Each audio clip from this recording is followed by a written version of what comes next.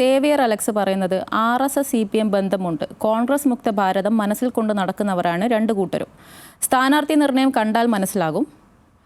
തൃശൂർ പൂരം കലക്കി കളിച്ചത് CM ആണ്. PM ശ്രീ ആരും കാണാതെ ഒപ്പിട്ടത് CM നിർദ്ദേശമാണ്. വിജയനെതിരെ മാത്രം കേസ് വരാത്തത് എന്തുകൊണ്ട്?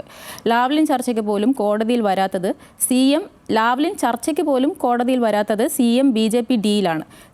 CPM BJP അല്ല, വിജയൻ BJP ഡീൽ. എല്ലാ CPMനെയും അതുപോലെ CPIയെയും ഞാൻ പറയുന്നില്ല, ബട്ട് വിജയൻ ഡീൽ ഉണ്ടെന്ന് സേവിയർ അലക്സ് പറയുന്നു.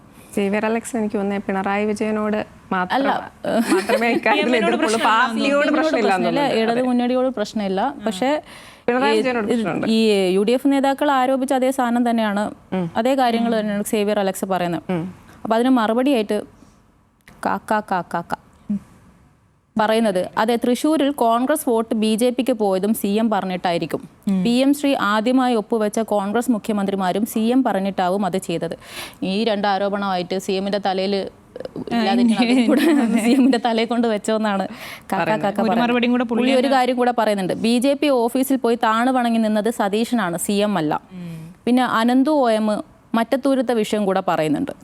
ഈ മറ്റത്തൂരത്തെ വിഷയം എന്ന് പറഞ്ഞു കഴിഞ്ഞാൽ ശരിക്കും കോൺഗ്രസിന് ഭയങ്കര തിരിച്ചടിയായിട്ടുള്ളൊരു വിഷയമാണ്. അതായത് കോൺഗ്രസ് ആദ്യം അവിടെ പറഞ്ഞിരുന്നത് CPM അവിടെ BJP ആയിട്ട് ഡീൽ ഉണ്ടാക്കുന്നു എന്നാണ്. പക്ഷേ സംഭവം ഈ തദ്ദേശ തെരഞ്ഞെടുപ്പും ഇതും പരിപാടിയെല്ലാം കഴിഞ്ഞു കഴിഞ്ഞപ്പം ഇത് നേരെ UDFനാണ് തിരിച്ചടിച്ചത്.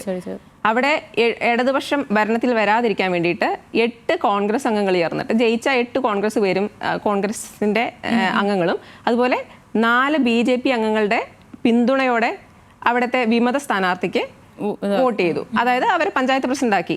അവിടുത്തെ കോൺഗ്രസ് വിമതയായിട്ട് നിന്ന ആളാണ് പഞ്ചായത്ത് പ്രസിഡന്റ് ആയത്. ജെസ്സി ഇല്ല, അവരുടെ പേര് ടെസ്സി ജോസ്. ടെസ്സി ജോസ് ആണ് പഞ്ചായത്ത് പ്രസിഡന്റ് ആയത്. വൈസ് പ്രസിഡന്റ് ആയതും ഇതേപോലെ തന്നെ കോൺഗ്രസ് അംഗമായിരുന്നു.